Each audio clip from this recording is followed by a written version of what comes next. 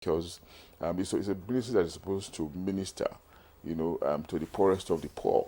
But again, we also know that there are better institutions, there are better structures, there are better ways of doing this, and we have seen it happen around the world.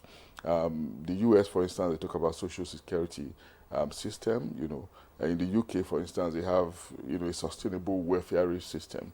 These are safety nets created by nations' systems, to help those who are poor. And the strength of a nation is not measured, by the volume of the rich that nation parades or the amount of wealth evident in that country. It is largely measured by how well they tender or they tend to the poorest of the poor, those who are vulnerable. And most societies have these aplenty. And of course, the Ministry of Humanitarian Affairs and Disaster Management also, came in to respond to this need. But beyond us having a ministry, we need that process ingrained in our system in a much more sustainable way, not in the knee-jerk episodic way that the ministry often does it. Handing over cash. It's not. It's like the popular proverb about giving somebody a fish to eat rather than teaching the person How to fish.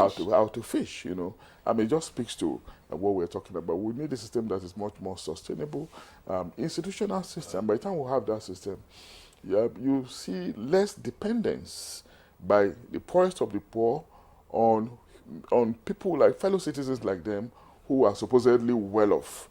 And of course, that's why you see the preponderance of begging. There are different levels of begging in this country, not just those on the streets, but even among workers, middle-class workers, low-income earners, permanently begging to pay school fees, to pay hospital bills, for transport money and all of that, because there's no system, there's no safety net provided by the state, by the government machinery to assist them. Look, we have seen situations where members of the British Parliament are leaving Parliament, and the moment they leave, they just declare that they are having problem of sustainability, and they go back to start getting public funds.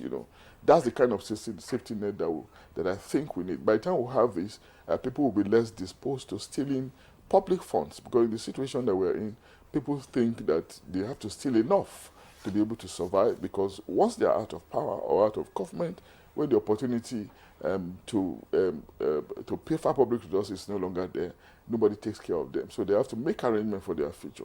But we're talking about a situation where institutions, state institutions, should be able to make arrangements for citizens, through a much more sustainable mechanism, beyond the episodic intervention, evident in the activities of the humanitarian ministry.